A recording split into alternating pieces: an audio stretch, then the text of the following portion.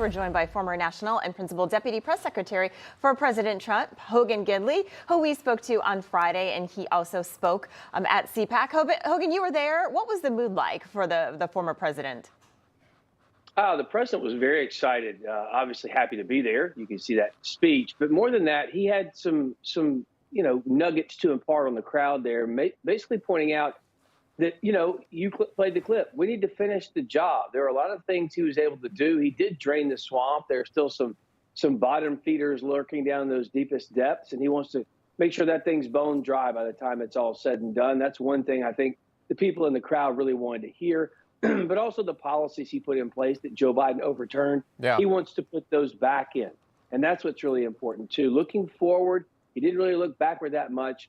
But for those who would say this is an old generation, listen, he's the newest person in politics that really was at CPAC. He's only been around on the national stage in politics for about 4 years. He laid forth an articulate message, a lot of policy in that speech. But the line that really stuck out to me is one that I think a lot of people discussed. I want to read it. It says, "In 2016, I declared I'm your voice. Excuse me. Today, I add I'm your warrior, I'm your justice. And for those who've been wronged and betrayed, I'm your retribution."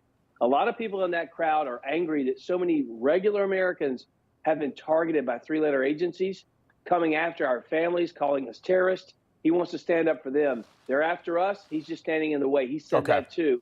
And it got a lot of applause. Hogan, grab a sip of water. I'm going to play a soundbite here. This is Chris Christie, former governor of New Jersey. And I thought this was fascinating. He was talking about Donald Trump, but he was also talking about the crowd at CPAC, which to me, just as a viewer, I wasn't down there in Washington, looked a little bit different than CPACs we've seen in the past. Take a look.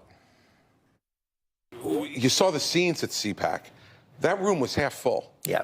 Okay? Let's not pretend that CPAC is CPAC anymore. It's TPAC. Okay? It's Trump PAC. It's not CPAC any longer. And only the most desperate people showed up at CPAC to even speak, other than Trump. Of course, he's the front runner right now and ahead in the polls. But there are lots of indicators here that he's not what he used to be in most respects you're talking about. And so we're going to see how that plays out. Hogan, what's your reaction to that? Trump won the straw poll again, getting 62% of the vote. He's won the last 5 CPAC straw polls. So Christie's right there. But when it comes to people that were speaking, it was every big name besides Ron DeSantis in Republican politics right now. Does DeSantis not showing up make a difference?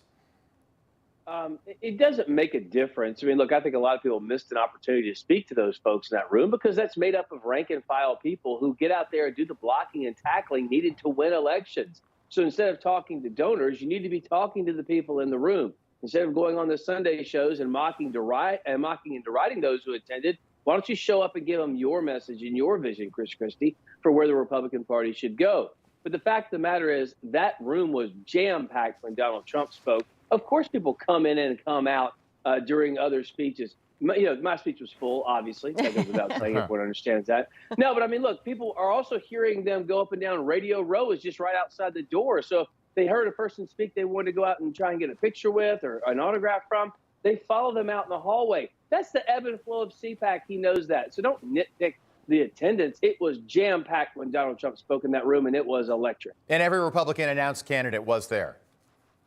Yeah, as far as I know, yeah. I mean, DeSantis is obviously someone they think is going to be there, but he wasn't there. He was at Club for Growth instead, as I mentioned off the top. It's just an opportunity to talk to those folks out there who really care about the future of this party. And some people took that opportunity, some people didn't, and I understand both sides of that. All right. Hogan Gidley, great to have you. Thank you so much. Good to see you, Hogan.